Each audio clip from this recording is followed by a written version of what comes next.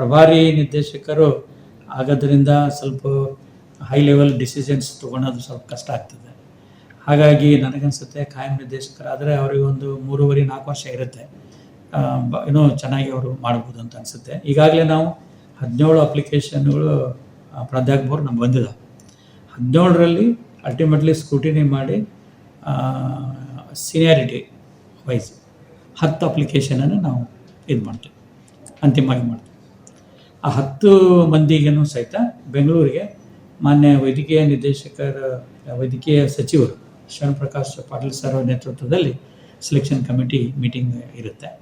So ಅದರಲ್ಲಿ ನಮ್ಮ principal secretary ಇರ್ತಾರೆ, ದೆನ್ ಡೈರೆಕ್ಟರ್ ಆಫ್ ಮೆಡಿಕಲ್ ವೈದ್ಯಕೀಯ ನಿರ್ದೇಶಕರು ಇರ್ತಾರೆ, ಆಮೇಲೆ Rajiv Gandhi university vice chancellor ಇರ್ತಾರೆ, ಆಮೇಲೆ ನಮ್ಮಲ್ಲಿ CO ಸರ್ ಇರ್ತಾರೆ. ಸೊ ಈ ಕಮಿಟಿ ಡಿಸೈಡ್ ಮಾಡುತ್ತೆ. ಈಗಾಗಲೇ ನಾವು ಅದ್ರದ್ದು ಮೆಜರ್ಸ್ ತೊಗೊಂಡಿದ್ದೀವಿ. ಸರ್ಕಾರದವರು ನನ್ನ ಮಟ್ಟಿಗೆ ಮೋಸ್ಟ್ಲಿ 25 ಒಳಗಡೆ ಇದಕ್ಕೆ ಇಂಟರ್ವ್ಯೂ ಮಾಡಿ ಸೆಲೆಕ್ಷನ್ನು ಆಗ್ಬೋದು. ಹೀಗಾಗಿ 31ನೇ ತಾರೀಕಿಗೆ ನಾನು ಕಾಯಂ ನಿರ್ದೇಶಕರಿಗೆ ನನ್ನ ಒಂದು ಪ್ರಭಾರವನ್ನು ಅವರಿಗೆ ಕೊಡ್ಬೋದು ಅಂತ ನಾನು ಆಶೆ ಮಾಡಿದ್ದೀನಿ.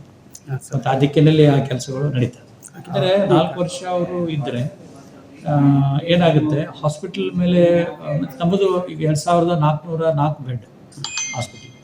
ಈಗ ಆಲ್ಮೋಸ್ಟ್ ಸ್ಟೂಡೆಂಟ್ ಸಂಖ್ಯೆನ 2000 ಆಯಿತು, ಈ 250 ಆಯ್ತು ಈಗ ಈ ವರ್ಷ. ಹೀಗಾಗಿ ವಿದ್ಯಾರ್ಥಿಗಳು 2500 ಬಟ್ ಆಮೇಲೆ PG ಸ್ಟೂಡೆಂಟ್ಸ್ ಅದಾರೆ, ಸೂಪರ್ ಸ್ಪೆಷಾಲಿಟಿ ಹಾಸ್ಪಿಟಲ್ಗಳು ಅದಾವೆ, ಆಮೇಲೆ 2404 ಬೆಡ್, ಪ್ರತಿ ದಿವಸ OPDಗೆ 2000 ಮಂದಿ ಎವರೇಜ್ ಬಂದು ಬರ್ತಾರೆ.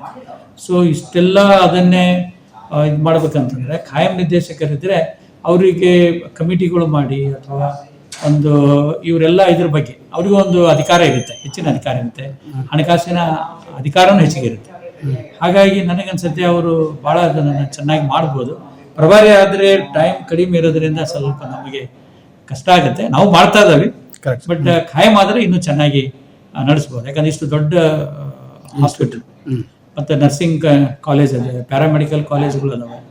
ಸೊ ಇವನ್ನೆಲ್ಲನೂ ಚೆನ್ನಾಗಿ ಮಾಡ್ಕೊಂಡು ಹೋದ್ರೆ ಖಾಯಂ ನಿರ್ದೇಶಕರೇ ಇದಕ್ಕೆ ಇದ್ದರೆ ಚೆನ್ನಾಗಿರುತ್ತೆ. ನನಗೆ ವಿಶ್ವಾಸ ಭಾಳ ಇದೆ.